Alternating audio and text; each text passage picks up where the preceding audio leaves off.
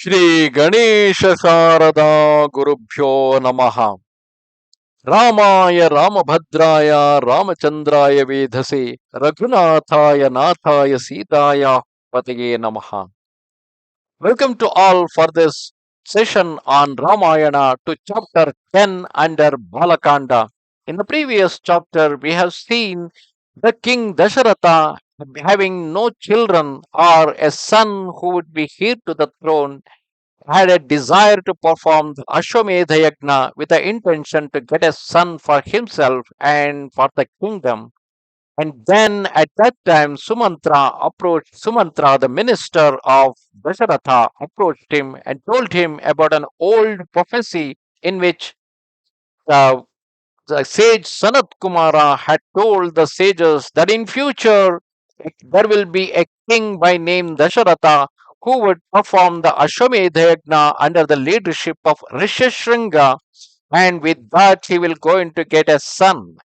Then he told about Rishyasringa, the son of Vibhandaka, who lived in a dense forest, and how he was brought to the kingdom of Romapada, called as Angarajya, where there was a drought, and with the arrival of Rishyasringa, the drought was gone, and there was a welfare that led to the welfare of the state. Then at that point, Dasharatha was wondered how Rishyasringa was brought to the city of Romapada, because Rishyasringa was living with his father Vibhandaka and had never seen the face of any human being other than his own father. When he had not seen any man or woman other than his father, and he was well under the protection of Vibhandaka, how then Rishyasringa was brought to Romapada's country, and then he was given Shanta, the daughter of Romapada, in the marriage. Thus requested, Sumantra began to narrate the story in detail and said, O great king, hear how the ministers brought the sage Rishyasringa to the court. The ministers addressed King Romapada, saying, we have a plan whereby the young sage may be conveyed hither here successfully. He resides in the forest devoted to holy study, spiritual practices, and asceticism, and is wholly unacquainted with the pursuit of pleasure because he had never even seen a woman in his whole life. By the means of those things gratifying to the senses, we shall most certainly be able to bring the sage to the court. Let beautifully attired and lovely courtesans go there and by their acts charm and bring him here. The king approved the plan and commanded his ministers to carry it out. Remember that this is being done for the sake of the welfare of the country. So, for the sake of welfare of the country, if certain thing is done which may not be acceptable in the scriptures, but still in the welfare of the people, in the welfare of the country, whatever is being done by the king is always considered as a right thing in the scriptures. The courtesans then entered the forest and took up their abode near the hermitage, seeking a meeting with the young sage. Protected by his father, the youthful ascetic seldom passed the boundaries of the hermitage, nor had he seen any man or woman beyond its precincts. One day, impelled by destiny, the youth went forth from the hermitage and beheld the graceful and beautiful women attired in many colored robes of exquisite design, singing sweetly. They approached the son of Rishi Vibhandaka and addressed him, saying, who are you? Whose son are you? What is your name? Why do you dwell in the dark forest, never having beheld women of beauty and charm before? Rishyashringa was captivated and answered them, saying, my father is the great sage Vibhandaka of the family of Kashyapa, and I am his son. My name is Rishyashringa. O beautiful beings of charming mien, my hermitage is near at hand. Please come there and allow me to offer you hospitality there.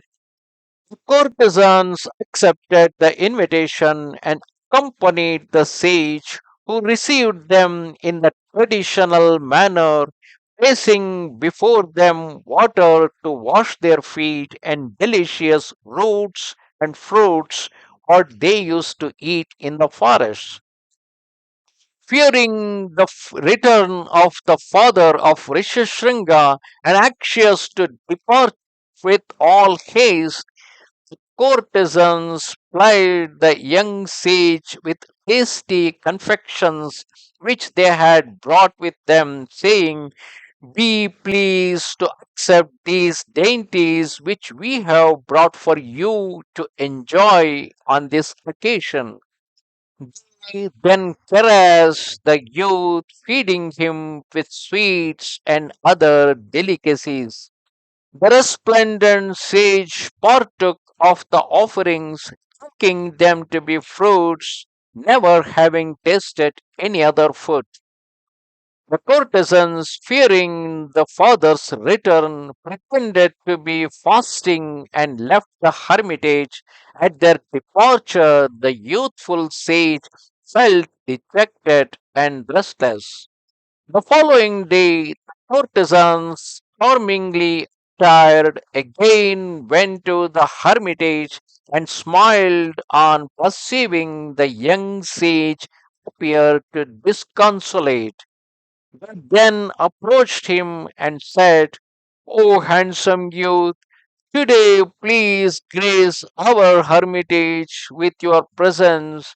O auspicious one, we can entertain you better there than here.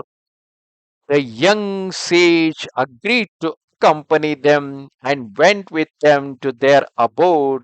As the sage entered the city, Indra showered rain on the domain of King Romapada, and the people rejoiced.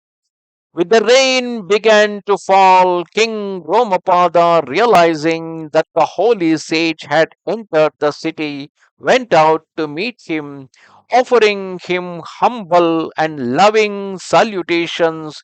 He presented him with the traditional gifts of basically it's called as arghya, traditional gifts of water and food, and entreated him to grant the boon that his father Vibhandaka should not visit his displeasure on him. The king then took the youth to the inner apartments and united him in marriage to his daughter Shanta. Deeply revered by the king, Rishyasringa lived happily in the capital with his bride, the princess Shanta. Thus ended chapter 10 of the Bala Kanda under Ramayana. Here, in this part of the story, we have seen both Romapada and his ministers trick Rishyasringa to enter into their city for the sake of welfare of the world. Here the world means their own citizens. So the king or the ministers or anybody can do anything even if not prescribed in the scriptures for the sake of welfare of the common public. So here they did the same thing. So they sent the courtesans who are ever always involved in entertaining the other people, which of course today in the today's world we call them as prostitutes and we look down upon them. But those were the days where the courtesans were highly respected because they used to offer sexual entertainment to all other beings offering their own body. So, including the king, everyone used to respect them for maintaining a harmony in the society. Thus, those beautiful courtesans, they went into the forest. They attracted Rishyasringa, who had never seen a woman in his life.